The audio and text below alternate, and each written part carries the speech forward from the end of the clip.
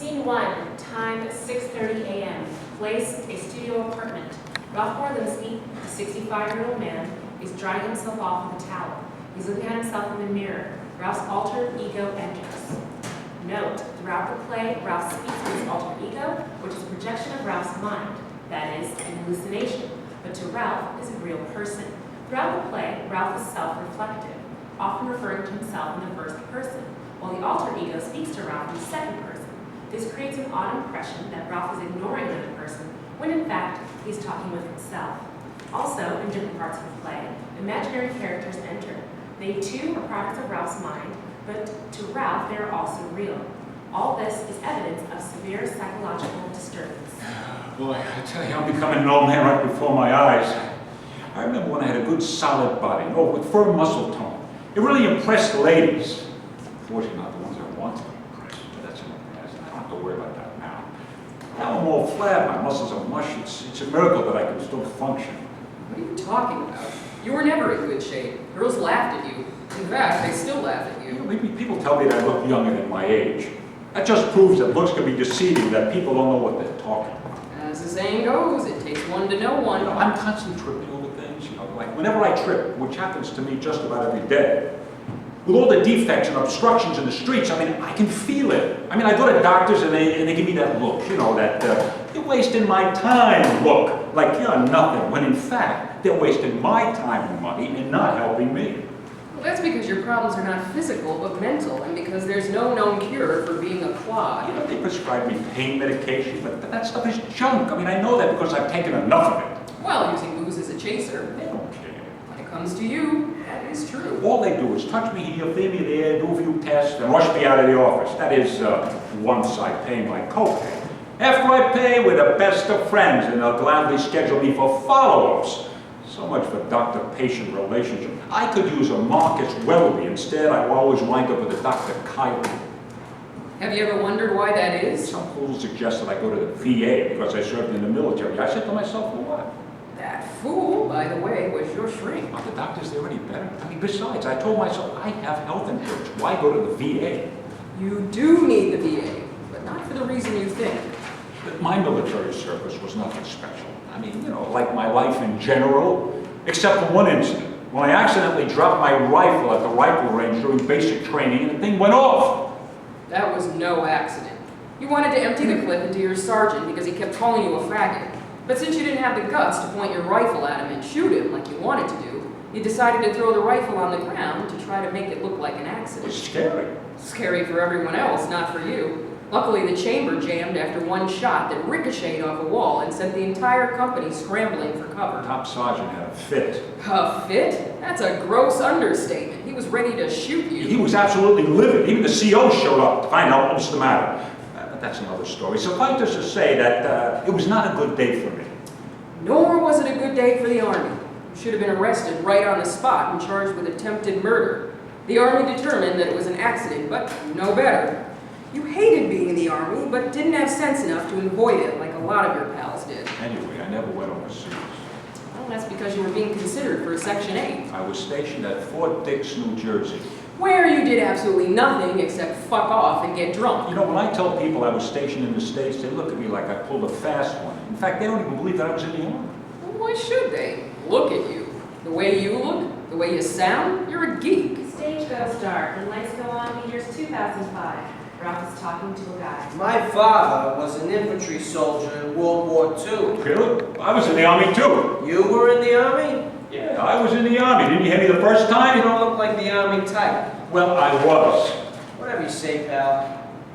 Where'd you do your basic training? Fort Dix, New Jersey. What was your MOS? Why do you give me such a fucking hard time? Stage lights go out. When lights go on, it is again the present.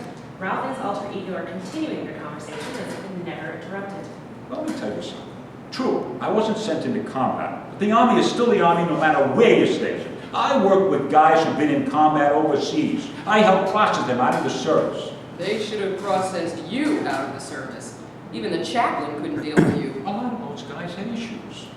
But theirs were service-connected and legitimate, while yours were a fiasco and self-inflicted. We did what we could to make their transition out of the military as smooth as possible. All those guys were heroes, and all of them deserve our respect. Get out of here. You don't believe that for a second. You resented them because they had what you lacked, guts. Anyway, yesterday, I received my Medicare card. So now, I'm officially a senior citizen. You know, an old man, part of the growing army of old geezers who used to be young and productive, but now are shunted off to the sidelines, with nothing to do except think about the past and endure all the mundane insults of life that vex me and really make me wonder if life is worth living. What's there to wonder about? You already know the answer. Like, for instance, getting the super to replace the fucking shower up already. Why is he so mean to me? Because he hates you. The guy downstairs is constantly complaining about me fuddling his apartment, but nothing ever gets done to fix the problem. If the pipes are messed up, that's not my fault. Well, fuck him. Let the guy complain all he wants. In the meantime, I still have to deal with the super. End of scene 1. Scene 2, 7:30 a.m. Weiss outside the super's apartment. Ralph is arguing with the super in the hallway. When will you replace the damn shower arm? You broke it, so you replace it. You think I broke it? All I did was remove the shower head. Who told you to remove the shower It head? was my shower head, and so I removed it. After you adjusted the shower controls, you reduced the water pressure so much that I had to buy a new shower head to compensate for the reduced water pressure. I don't care why you removed the shower head. All I know is that you broke the shower arm and messed up the pipe inside the wall. And that's your responsibility. What are you talking about? The shower arm came with the apartment.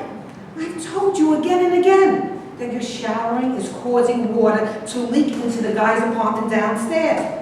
And it's causing lots of damage to the building too, for which you will be held responsible. Well, I don't make any floods. And second, I'm not causing any damage to the building, okay?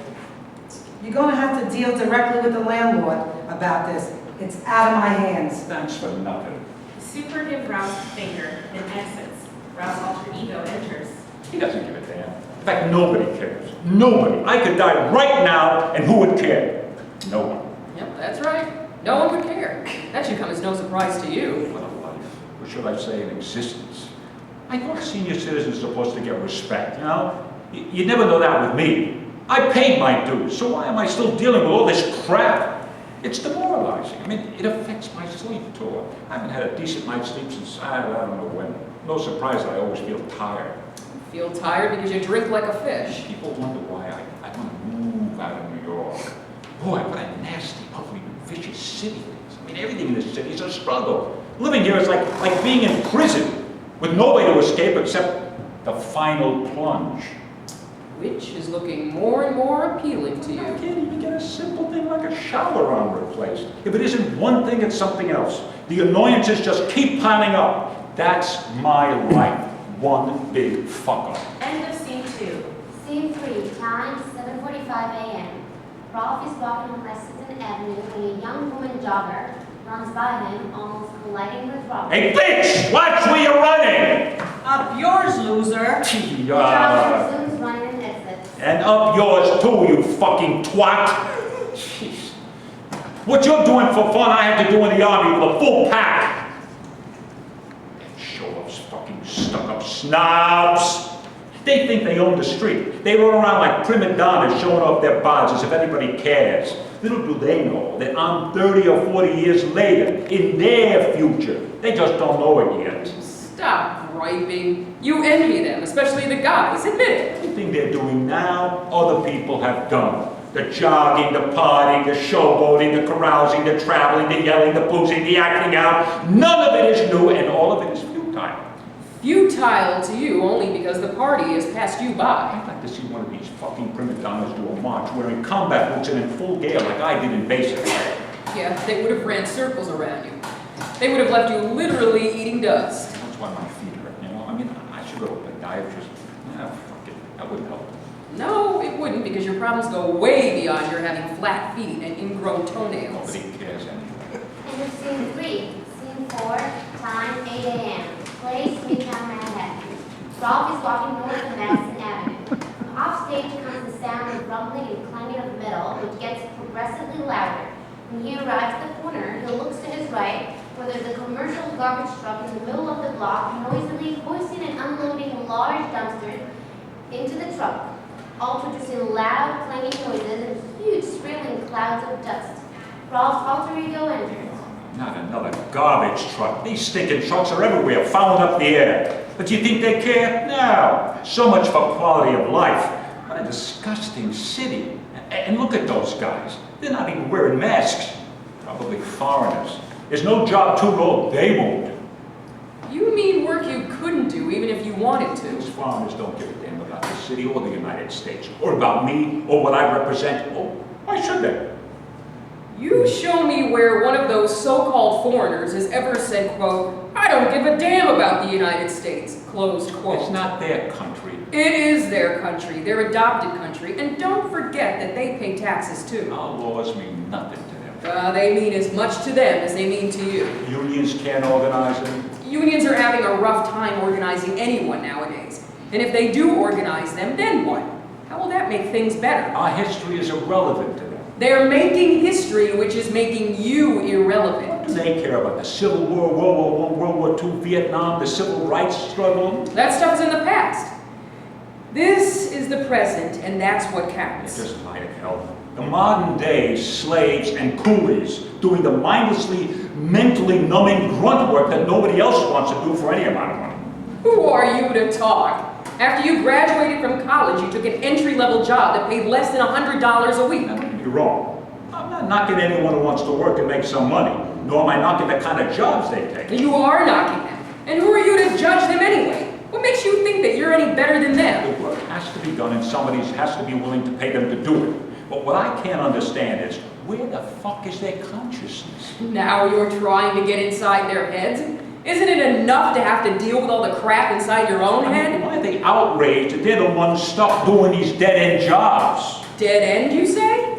In all the decades you worked, you were promoted exactly once, and that happened only after a position opened up that nobody else wanted, so they gave the job to you. Now that's dead end. Just because they do the grunt work doesn't mean they have to like it. And if they like it, what's it to you? They're getting paid, they're making money. Why can't you get that through your head? I know I wouldn't. And I can't understand how anybody could feel differently about that or passively accept it. Ralph takes out his camera and starts video recording the truck. One of the workers, a large, burly man, notices Ralph. Ralph's alter ego exits. Hey you, what you doing with that camera? Nothing. Ralph stops video recording. Don't lie, you're pointing your camera straight at us. No, I wasn't. Why don't you get out of here? Yeah, that's right, punk. Run away. Stage lights go on. Ralph is alone. He turns and yells. Stupid schmuck. You stupid schmuck, you clean them up, a dirty job that makes me sob. You smell and reek like every geek who does such work, which makes me smirk. You do not care or even dare to think about what makes me pout, nor do you think about the stink that you do spread and which I dread. You calling me a schmuck? Then fuck you, you're the schmuck. I haul garbage for a living. I'm one of the guys that does the heavy lifting that keeps this country going. That's more than I can say for you. You ought to be thanking me, not knocking me.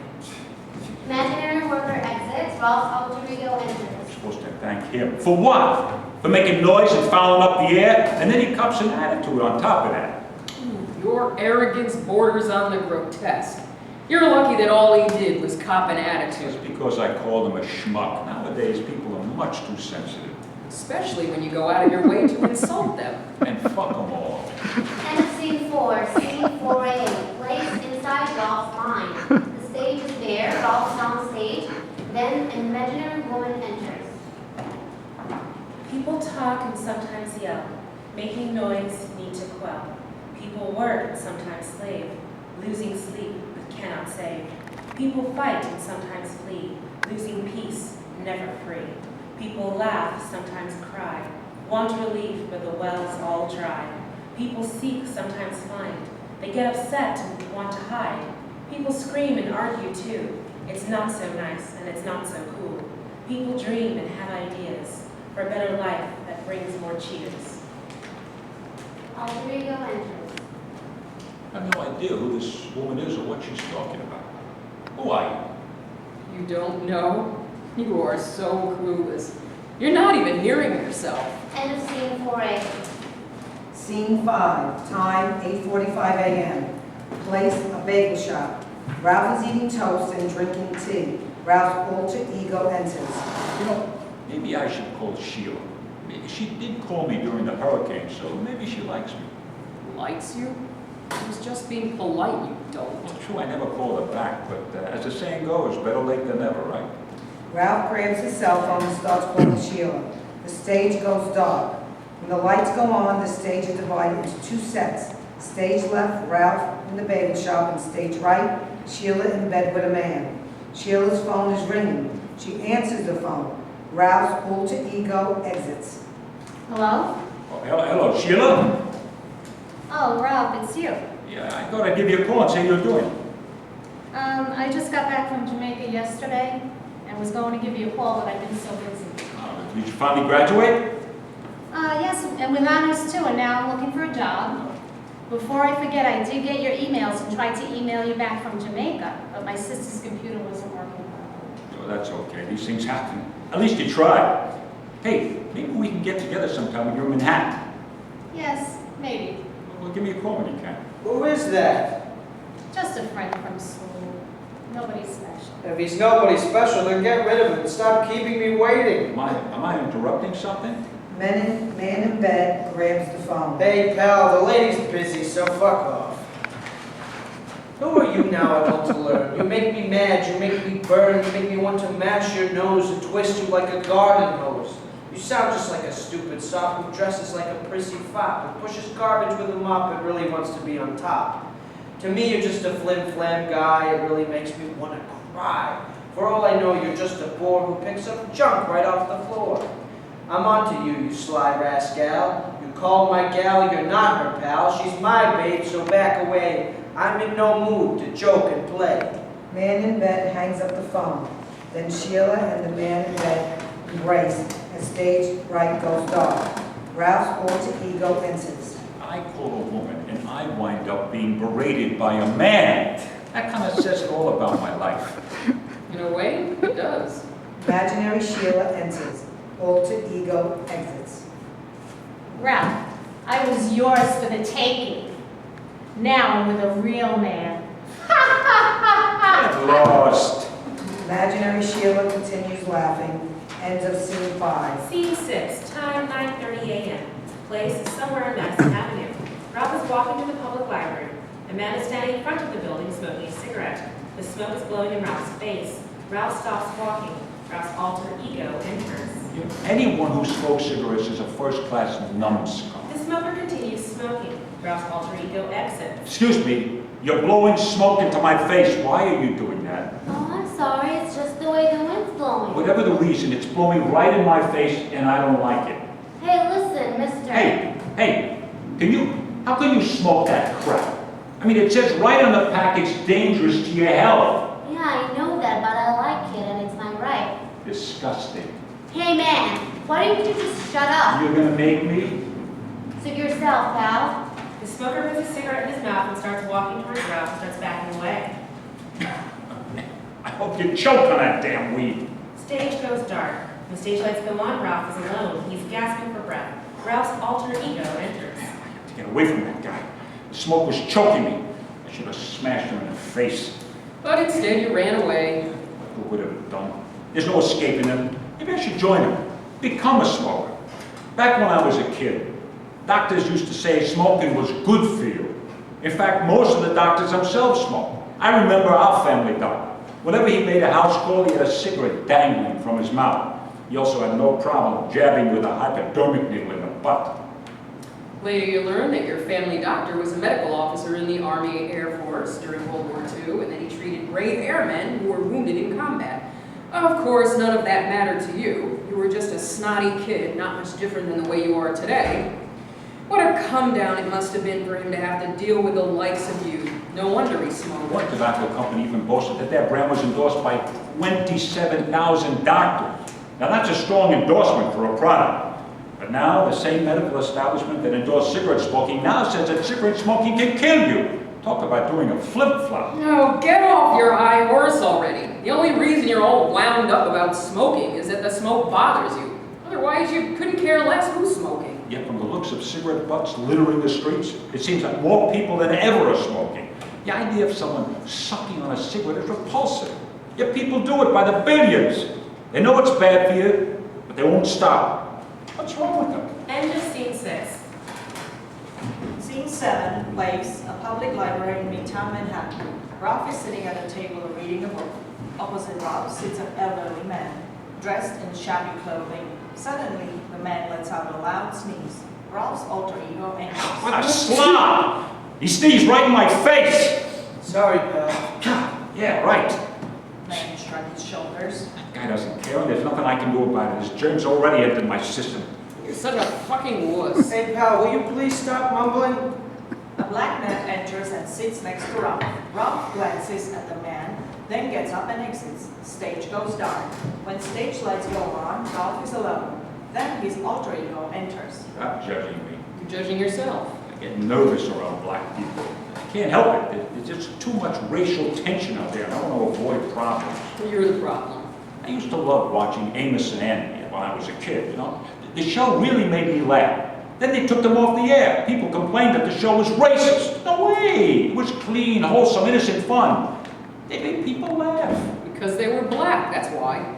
What's wrong with that? Everything, especially your hypocrisy. I love the Kingfish and Algonquin and J. Calhoun. They were wonderful characters played by incredibly talented actors.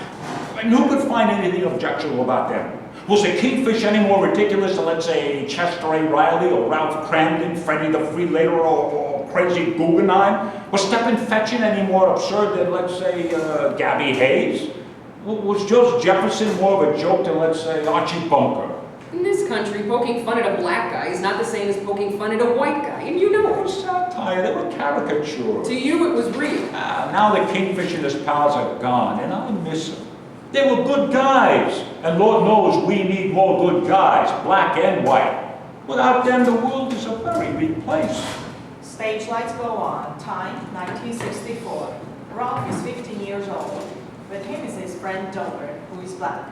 They are arguing. I think that makes us better than Mantle. No way, Mantle is the I'm best. only saying that because the Giants left town. If they were still here, you'd be singing a different tune. No way, pal.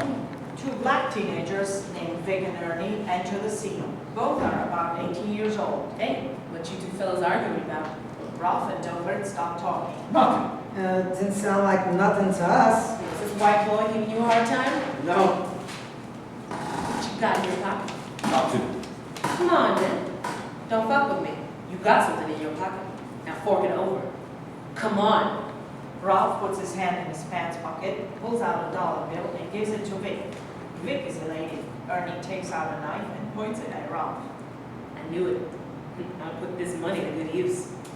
Oh, what about me? Don't you have something for me? That's all I have. Nah, leave him be, bro. Listen, we ain't gonna mess with you this time, seeing as you hanging out with the bro shows that you're cool. And next time, you better have something for my friend, you hear me? Vic and Ernie exit. What you want, bro? Stage goes dark. Stage lights go on. Time, the present. Continuation of the previous scene. Security guards enters. Sir, please keep it quiet. I haven't done anything. We received complaints about you talking loudly to yourself and you're creating a nuisance. I would never do anything like that. Okay, but we received complaints. And if we get any more complaints, we're going to have to ask you to leave. Okay, message received. Stage goes dark. When lights go on, Ralph is alone.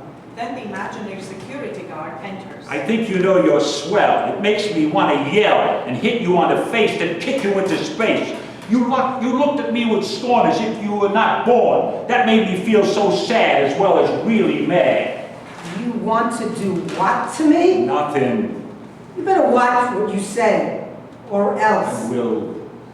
Stage goes dark. When lights go on, Ralph is alone. Ralph gets up and puts on his jacket. Ralph's alter ego enters. I gotta get the fuck out of here. This place is worse than a homeless shelter. In fact, it is a homeless shelter.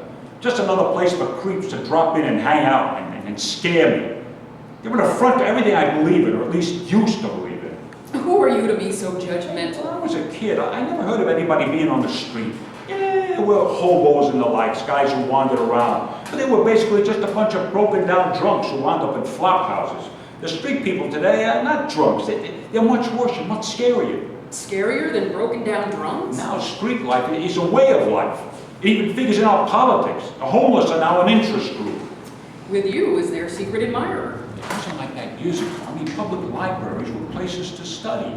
Not for you. You went there to sleep or to check out the Now girls. they're multi-purpose community centers. Ironically, in a city where communities, as I remember them, don't even exist anymore.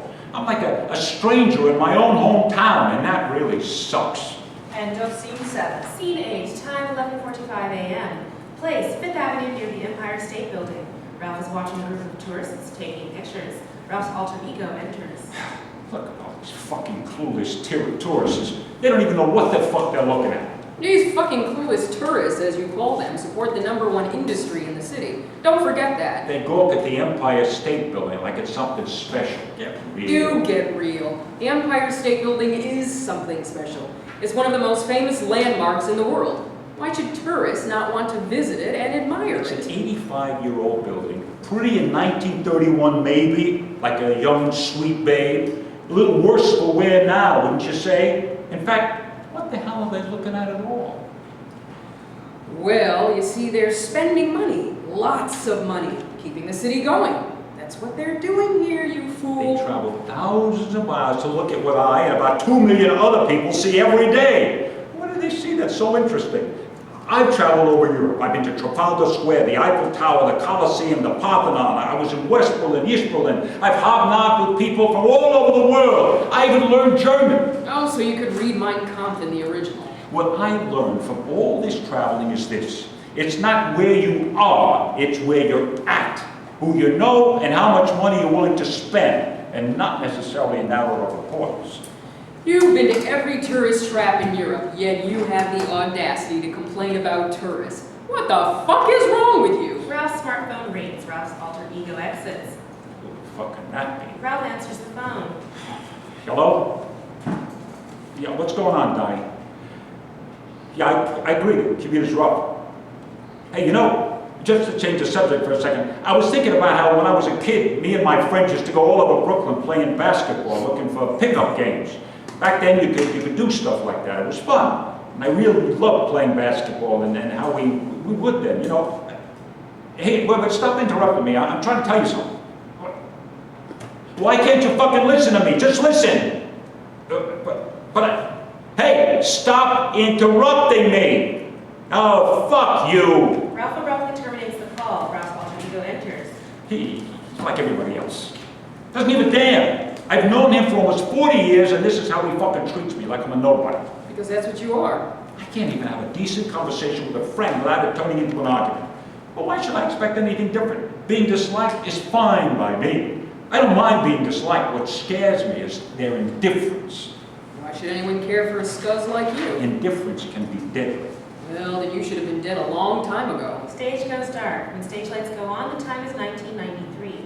The scene is a living room. Present are Ralph and another man, Harry. They are talking. Hey, so I've been calling Nadine. Left a ton of messages on her answering machine, and she still hasn't returned my calls.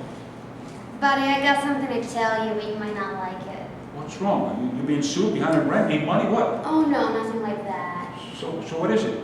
A couple nights ago, Nadine and I get together and... Oh, you and Nadine got together? That's right.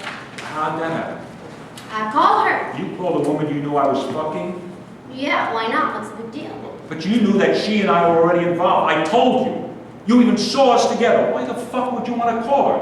To get laid. Are you fucking joking? No, I'm not. That's exactly what happened. Stop pulling my yaga. This can't be true. No, it's true. What's the big deal? You went around my back and fucked a woman that you knew I cared about. Are you insane? You cared about her. Don't make me laugh. She's just a slut, so why are you getting on my case? I thought you were my buddy. You had my back. You cared. Obviously, I miscalculated. I am your buddy, but I also wanted to get laid, and she was available. By the way, buddy, she doesn't want to see you anymore. Stage goes dark. When stage lights go on, it is again the present. Same scene. Ralph continues speaking to his alter ego. You win some and you lose some. And as usual, you lost. In my cases, it's almost always on the losing side. Don't ask me why. I'll tell you why. Because you're a loser. If I tell someone a blackboard is black, they tell me it's white, just to fuck with my head. I remember one time I was talking to this guy and told him that I never saw the sky looking so deeply blue. He told me that I'd seen it even looking bluer. I mean, I asked him, why is he trying to show me up? You're a nobody. He pretended to be shocked, and he claimed that he had no idea what I was talking about. So I told him if he tried that again with me, I'd fucking throw his head in the toilet. I was joking, of course. I just wanted to see his reaction. Actually, you weren't joking, and the guy knew it. But since you're all talk and no action, that's as far as you took it. He never spoke again. I guess I can be an ass kicker too when I want to. End of scene 8. Scene 9, time 2:30 p.m. Place, a delicatessen on Fifth Avenue. Ralph is standing at the counter waiting to order some food. The counterman is busy making a sandwich. I want a whole wheat bagel toasted with jelly. The counterman does not reply. Excuse me. I want a whole wheat bagel toasted with jelly, please. Hey, buddy, can't you see I'm busy? Well, I'd like a whole wheat bagel and some jelly on the side. Listen, you, I'll take your order when I'm good and ready, okay? What did I do? Stop being pushy. What's your The problem? counterman doesn't reply and takes another customer's order. I want scrambled eggs on a roll with bacon and cheese and side order of French fries. Hey, I was first. Who cares? Next, listen, you, I don't like your attitude. Fuck you. Get out of here. Ralph turns to exit. Moron, schmuck. Stage goes dark. When stage lights go on, Ralph is on the street. Ralph's alter ego enters. All I wanted was a whole wheat bagel with jelly. Was I asking for too much? I mean, it wasn't like I was asking for a 7-course meal. Maybe the guy had a bad day. His girlfriend or boyfriend these days, you can never tell. Didn't give me some. You know, I mean, but why take it out on me? I used to think Hispanics were okay, that they liked me. All Hispanics like you? Talk about being out of touch. Once again, I proved myself wrong. Stage goes dark. Lights go on. Time 1976. The place is a gambling casino in Las Vegas. The casino is crowded and noisy. Ralph is with a young, attractive Hispanic woman named Dolores. They are standing next to a roulette table. Ralph, this is wonderful. I've never had so much fun. I knew you'd like it. Tomorrow, let's go to that big dam outside of town. Oh, you mean Hoover Dam? Yeah, Hoover Dam. I heard it's awesome. Something to write home about, huh?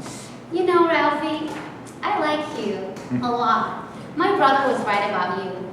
How do you feel about me? I like you a lot, too. You really mean it? Ralph embraces Dolores and kisses her. Of course I mean. And I meant what I said too, you know, just as long as you keep treating me right. I don't get it. You know, treat me right. Well, what's going on here? Well, if you don't treat me right, I'm going to tell my brother and his friends how mean you've been to me, and they wouldn't like that. You just told me that you like me a lot. Oh, and I do, just as long as you keep buying me nice things and giving me lots of spending money, all right?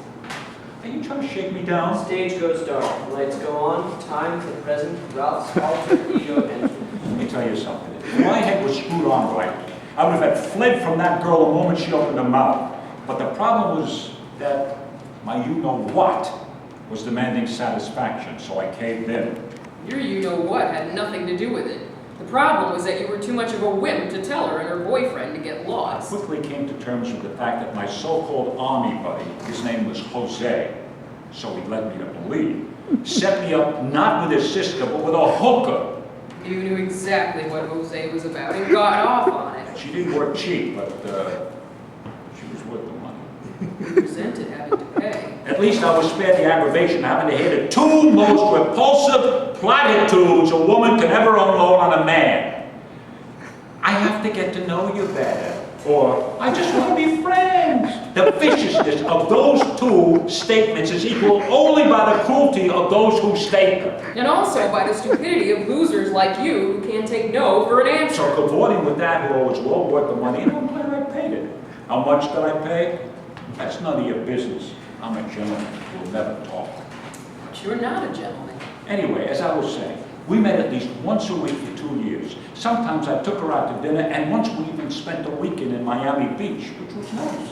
Nice for her, a fiasco for It cost you. me a pretty penny, but so what? That is a gross understatement of the fact.